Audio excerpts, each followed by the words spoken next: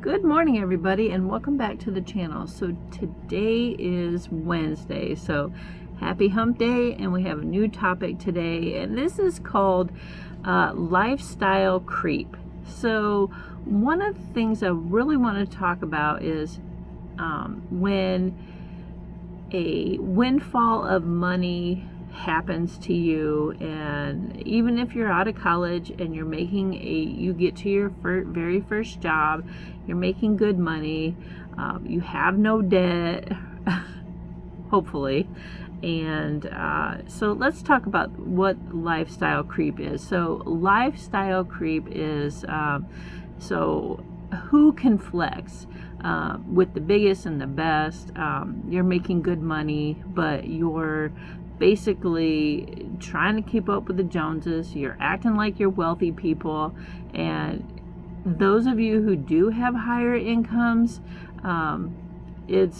statistics are showing that they cannot even cover a $500 emergency. And honestly, that is most of Americans right now. People are living paycheck to paycheck, even making six-figure incomes. So if this is you and you are in trouble and you know that you're in trouble, you have more things sitting in the garage than what you're using, you may have lifestyle creep. And what this is that you want the bigger, the better, the best, and that's not always the case of what will make you happy. So when incomes go up, salary increases, you move to get a better job, a better paying job, or this is your first check and you're making really good money. We're talking like 60 to in upwards over 100. So when your income goes up, and so does your spending. So this is not good, because then you start living way beyond your means. So things like thinking about things that will make you happy. Ooh, if I just get that new car, or ooh, if I just get this, if I get this, you know what I mean? It's always going to be, you're looking for the next best thing to make you happy. And it's like a euphoric, that new car smell. Once you get that new car, eventually it wears off and you're looking for the next best thing. And so this is how overspending begins, because it's that happy high where you start getting on that treadmill and you can't get off. It's the tendency to absorb a major event where you're looking for that event to change your life, the new car, the new house, and then you just keep getting more and more and more, and the next. So you see your neighbor gets a new car, you got to get a new car. Your neighbor has a pool over at his house, you got to get a pool.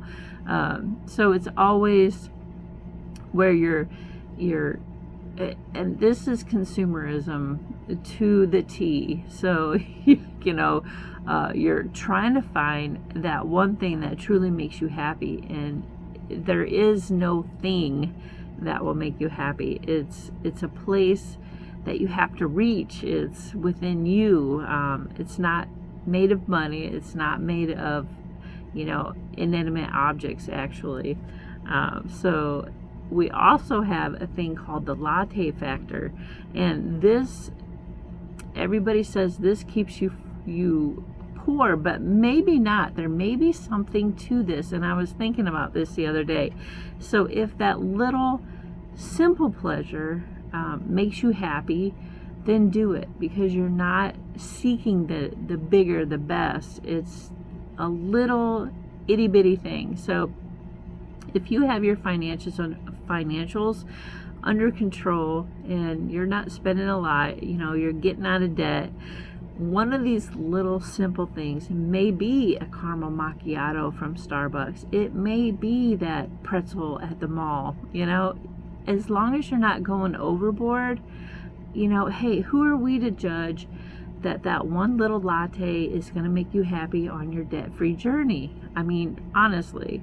So that's another thing that I was thinking about. So there's all kinds of books on the latte factor, the nickel and dimes. But if you're on a journey and that little latte makes you happy, then, so be it. So happiness is a personal thing. It's a very personal thing. So don't let society tell you how to be happy by buying that new Jeep or buying that new tractor, or there's all good used out there, guys, that have tons and tons of life left. So we need to balance our consumption, of is 10% of like incomes, and we need to really think about if you're going to buy something that's 10% of your income, you really need to think about, is it a need or is it a want? Have a 24-hour cooling decision where you set a dollar amount on your debit card. So it really makes you think about whether or not you really want to buy that, because it's awful. And I do this a lot. So I'll buy something, and then 24 hours later, I have buyer's remorse. Terrible, because it's something that I really wanted, but it's not something that I really needed at the time. Did I want it? Yeah, but I will need it down the road. But at this particular moment, when you find a good deal, sometimes a good deal is okay to pass up. Yeah. So let's talk about some more. Okay, so let's talk about a couple other ones. So getting out of the fast lane. So try not to compare your life to others. And I do this very, very often. The debt-free journey that we're on, and there's some other channels that I watch, they're on a debt-free journey as well. But sometimes it seems like people are farther along than you, but we need to get out of that fast lane. And happiness is custom. So don't let anyone tell you if you're behind, don't compare yourself to other people. Just because you could doesn't always mean that you should. So happiness is custom. Customize your happiness to what works for you and your beliefs and your values, and try not to, I know it's really hard to like keep up with the Joneses, and we all want nice things, but at what price are you willing to pay for those nice things? So the next thing is celebrate successes, even if they're little itty bitty successes. But the more you have, someone will always have more than you. So you need to celebrate your successes within your life and your reach, not what everybody else has. And be thankful for what you do have, because you know what? Once you reach a goal, you're always gonna, be looking for the next goal, which is good, but keep the lifestyle creep within measurable increments, and things that you need are not considered lifestyle creep. It's things that we want that really make us think that we need these things, and we really don't. So you make you happy, and don't worry about what your neighbors are doing. So we also need to remember that money is a tool. So you use money to get you more of what you want to reach your goals. So say you need a new roof, that money will get you there. You need to put a new well on your property, out in the pasture for your cows. That is a goal. So that money will help you reach the goals. If you buy a Lamborghini and you park it in the driveway when you need a new driveway, is it really going to get you where you want to go? No, it doesn't really make any sense. Buying a Lamborghini. I mean, I'm just taking this off the top of my head to kind of give an analogy of, you wouldn't buy a Lamborghini if you needed a tractor. You feeling me? So that's kind of I mean, it doesn't make any sense. Okay, so I wanted to give a couple of statistics. So 80% of millionaires in this country are first generation millionaires. That means this money that they have was not given to them. They were not trust fund babies. They worked hard for what they have, and they made their own success. They made their own wealth by making good decisions, and so can you.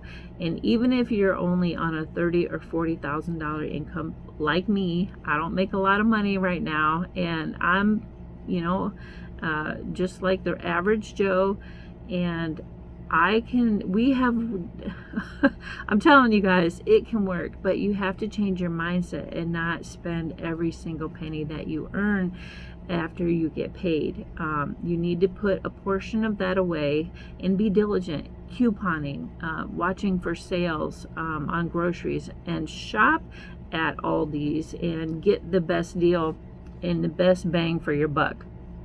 It can be done, and I understand it takes a lot of work to say no to a child when they're in the grocery store and they want toys, they want this and that, but that's not why you're there. Be respectful and just let them know that no, right now we can't, and stick to your budget. If you have to leave the kids at home so you can stick to your budget, I suggest you doing that. But there's all kinds of tips and tricks. I've made a couple other videos on where to shop for the best deals. Couponing is great as well. So, all right guys, thanks for watching, and we'll catch you on the next one.